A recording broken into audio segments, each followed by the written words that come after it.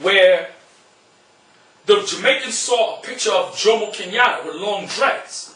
And that's where the dreadlocks origin started to come forth in Jamaica and throughout the Caribbean islands and the whole world. So now we're going to go into it. Numbers, the 18th chapter, I believe it is.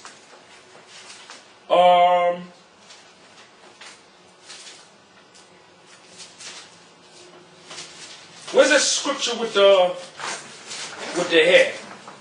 I believe it's Numbers 18. It's one of these scriptures. I want to get into that. Numbers the 18th chapter. See if you can find that scripture down here. It'll be Numbers 6 or 18, one of these scriptures. Okay, I found it. Numbers the 6th chapter. Excuse me, I was looking at number 18. Now, Numbers the 6th chapter, they talk about the vow of a Nazarite. First of all, let's get an understanding. What is the vow of a Nazarite? A vow of a Nazarite was when a man or a woman made a particular oath to the Most High, whether it be a couple of months or a year or two.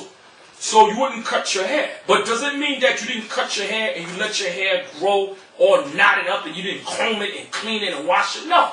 So what these Rastas do, like I said, a lot of the stuff they incorporate it into Rastafarianism.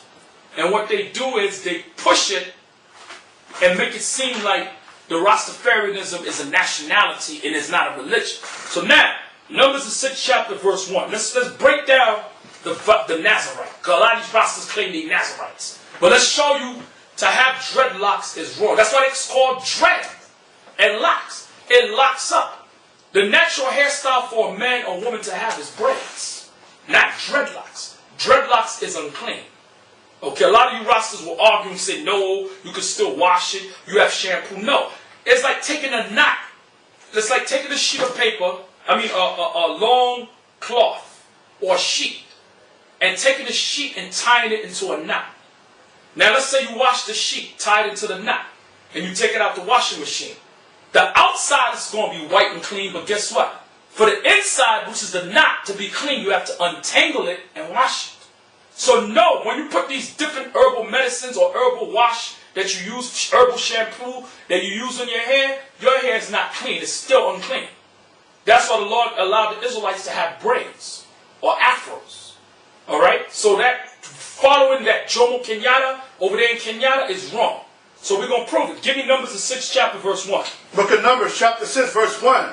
And the Lord spake unto Moses, saying, verse 2, Speak unto the children of Israel, and say unto them, When either man or woman shall separate themselves to vow a vow of a Nazarite, to separate themselves unto the Lord. Right.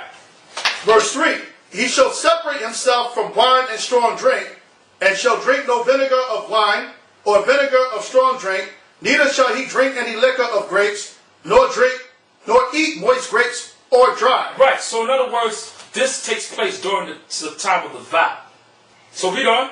Verse 4, All the days of his separation shall he eat nothing that is made of the vine tree, from the kernels even to the husk. Notice this, all the days of his separation. So as long as the vow is still in existence, the Lord said you can't do these things. Read on. Verse 5, All the days of the vow of his separation, there shall no razor come upon his head. Right, meaning you're not supposed to cut your hair. You're supposed to let your hair grow. Nowhere in the scriptures did the Lord say for you to let your hair knot up. All a Rasta is a nigga that don't comb his damn hair. That's all a Rasta is. A nigga that don't want to comb his hair. So read. Until the days he be fulfilled, in the which he separated himself unto the Lord, he shall be holy, and shall let the locks of the hair of his head grow. Now, how are you going to be holy to the Lord if you don't comb your hair? First of all, when you look at a lot of these Rastas, their lock is all brown. It looks dirty. There's been reports of Rastas having scorpions nests in their hair and insect nests in their hair and everything, man. They take their beard, they don't clean their beard and grease their beard and shampoo their beard. They let their beard all knot up. It's disgusting. How you going to be holy and you come into the Lord's temple with uncombed hair, man? So read on. He shall be holy, and shall let the locks of the hair of his head grow. So now stop. Since we're dealing with locks, let's go to the Bible dictionary. Let's look up the word locks. We know people are going to get emotional, they're going to curse, they're going to get mad. But let's look at the Compact Bible Dictionary by Zondervan. And let's look up the word locks. let's see what the scholars say. Sometimes the scholars are right and sometimes they're off. If they're going according to the scriptures, they're not off. They're right. Because I know a lot of you going to say, oh, this is the white man book. But hey, listen, even sometimes the Lord makes the white man tell the truth. So let's look up locks. Beautiful. And then we're on page 325 of the Compact Bible Dictionary. Now read locks right here. Where I underlined it. Where I highlighted it. Right. It's on the Variant Compact Bible Dictionary. And the definition of the word locks. In Numbers, the 6th chapter, the 5th verse. We're just reading it. Numbers, the 6th chapter, the 5th verse. Read. The term indicates the unshorn and disheveled locks of the Nazarite. Read on. In Judges, the 16th chapter, the 13th verse. Read on. Verse 19. The braided locks. The what? The braided locks. The what? The braided locks. The braided locks. Read. Of the Nazarite Samson. Of the Nazarite Samson. So Samson had braided hair. Okay, they put locks in there, but when you go into Hebrew, it doesn't say that. Okay, it has another terminology for it. But in the English version, it says locks. So it says, yeah, priest Daniel. And also it tells you in the story of Samson that his hair was woven. Right, exactly. The same thing as being braided. Exactly. Woven means to be braided. So read that again, brother. In Numbers, the 6th chapter, the 5th verse, the term indicates the unshorn and disheveled locks of the Nazarite.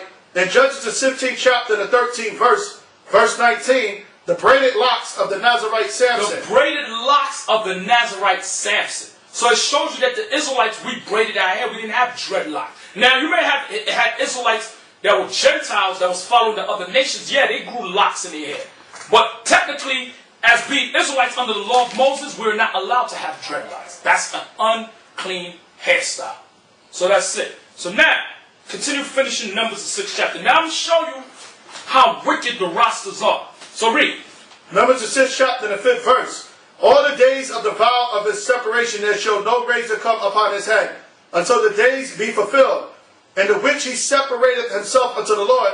He shall be holy, and shall let the locks of the hair of his head grow. Right. Verse 6. All the days that he separateth himself unto the Lord, he shall come at no dead body. Right. So now, after the days of that, or months, or years, whatever, how long it takes, what are they supposed to do after? Let me show you how the Rastas, they're full of it. Now jump down to the 18th verse. Verse 18. And the Nazarite shall shave the head of the separation. Wait a minute. The Bible said after the vow is over, the law said you're supposed to shave your head. So that shows you that the dreadlocks is off. Because you Rastas are running around with this dreadlock. But the Bible said after the vow is over, you're supposed to take down your hair. Because it's over. It's just to show the Lord, okay, look, I fulfilled my vow and I'm no longer under the vow anymore. That's why you have to shave the hair of your head. Read on. Shall shave the head of the separation at the door of the tabernacle of the congregation, and shall take the hair of the head of the separation, and put it in the fire which is under the sacrifice of the peace offering. So it shows you after you shave your hair, you're supposed to take the hair and bring it to a priest and offer a sacrifice to show that you're finishing your days or month or year or whatever of your vow. So that shows the Rastas are off, because for a lifetime, a lot of these guys walk around with their hair dangling. And when you look at it, it looks effeminate.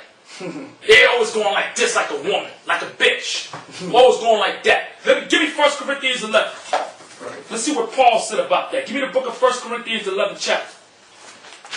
Okay, it's effeminate, man. For a man always going like this with your hair. Okay, it's like a woman. And a lot of them, you tell them that, they want to fight. They want to tell you they're going to get their gun. They're going to shoot you. You niggas ain't doing nothing. Only thing you niggas gonna do is just get mad, and when the Lord come back, He's gonna put you to death. So give me the book of 1 Corinthians, the 11th chapter, and start at the 14th verse. Book of 1 Corinthians, chapter 11, verse 14. Doeth not even nature itself teach you? Listen, even nature, meaning it's natural. Read. Teach you that if a man have long hair, it is a shame unto him. Why did Paul say that? Because it's effeminate. It's effeminate. Look at a lot of these rock groups that have long hair like a woman. They look effeminate. A lot of times, if you don't really look close enough, you think it's a woman. The drummer be having long hair. The singer be having long hair. The Lord said it's effeminate. So read on. Right. Doeth not even nature itself teach you that if a man have long hair, it is a shame unto him? Read on. Verse 15. But if a woman have long hair, if a woman have long hair, okay, read. It is a glory to her. It's a glory for a woman. Because that's what the Lord created for a woman. Except the Negro woman. She's the only woman on earth walking with no damn hair. She got a pound of damn plastic explosives in her hair, which is nothing but weaves. So read on. For her hair is given her for a covering. For her hair is given what? Given her for a So a covering. woman is supposed to have long hair. But when a man has long hair, not braided, and it's like the rastas just all the time,